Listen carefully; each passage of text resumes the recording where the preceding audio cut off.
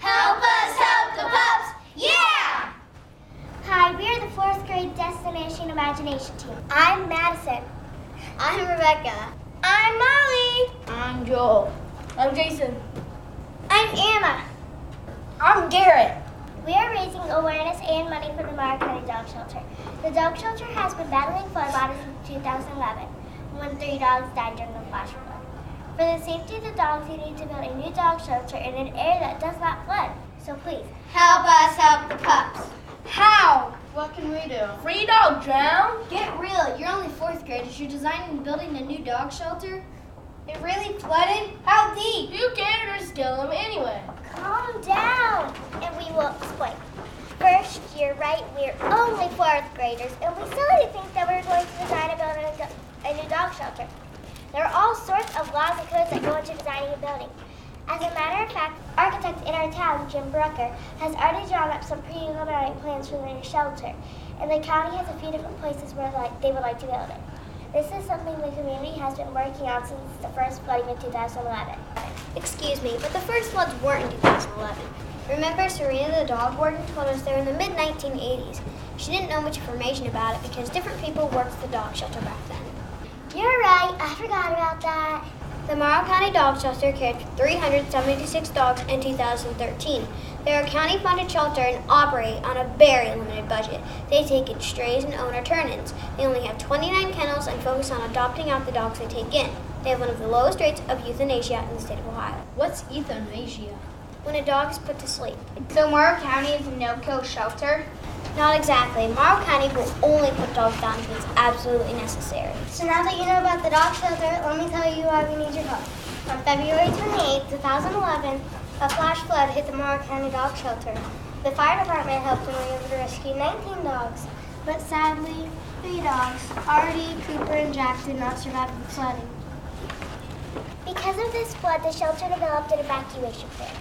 They evacuate if there's a threat of flooding because they would rather be safe than sorry. Last year, they had to evacuate 3 times. On July 9, 2013, Serena the dog warden received a call in the early morning hours stating that the shelter was flooding. All dogs survived this time. Hey, Maddie, could you imagine what it would be like to be one of those dogs? Actually, I can. Imagine you're sitting at your desk, working, drop your pencil, look down, all of a sudden water is rushing past your legs. But as high as you can, this icy cold water still reaches you. And the dogs were in cages. Think about being there in bars. That would be really petrifying. Professor Flogsworth, why are you here? I'm here to show the class how floods happen, so sit down. The dog shelter suffers from both spring and winter flooding. Sometimes it rains and snows harder or longer than we need. When it rains and snows, the water either evaporates or tries to find its way to the ocean.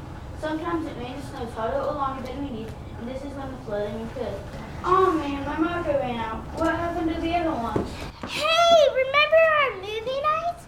We sure had some problems. You mean activity nights? Remember, we weren't allowed to charge people to come in and watch a movie like we had originally planned. Copyright! Copyright! Copyright! Hey, Anna. Hey guys, I wanted to show you some of the pictures Joel took. Those are pictures of our community helpers, Whetstone Industries. Whetstone Industries is a non-profit corporation that provides sheltered employment in Morrow County for people with developmental disabilities. Both staff and individuals helped us out. They help by donating supplies during activity nights, publicity, and running stations during activity nights. Individuals would come and eat lunch with us on Fridays. We would discuss the project and do an activity. Yeah, we started it as a one-time lunch meeting, but it was so much fun, we decided to meet for lunch every Friday. Hey, look, there's Brandon and Jason. We were painting banners. We held one at our school and one at Whetstone Industries. Yeah, I really liked working with them and becoming friends. Yeah, me too. Here's some pictures of the activity nights. We planned activity nights centered around a dog-themed movie. The first movie was Hotel for Dogs, and our activities will include a lot of building and experimenting, just like the boy does in the movie. You could also get your face painted like a dog or make a bookmark. Garrett, what are you doing? Just demonstrating, and we had a superhero night. He's not a superhero. He's a Professor Flogsworth. We had 2 carnival nights. Yeah, the first one was so much fun, we decided to have another. Who wants to race? Hey guys, I won!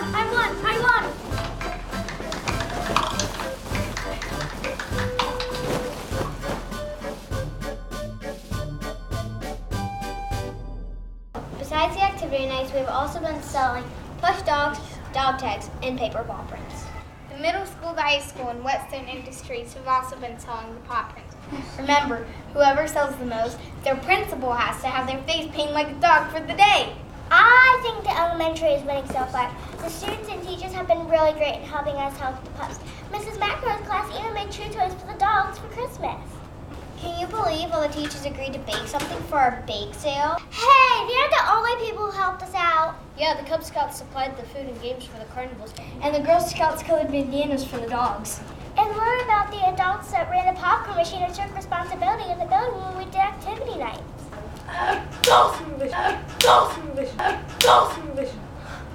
So Anna, what do you think was the biggest problem we ran into? Time. With the number of snow days, we ran really short. Remember, we had to cancel our first movie night. Remember when the projector didn't work the first night? Now that could have been a real disaster. Even though we have had a lot of problems, I still think we were able to reach our goals. What were your goals? Well, our first goal was to raise awareness and educate people about the dog shelter. And our second goal was to raise $1,000 to help pay for the building of the new dog shelter. We've already raised $1,783. So let's raise it higher. Hey guys, I found my markers. I had like 3 of them and a duck. Oh! Wait a minute, let me finish this.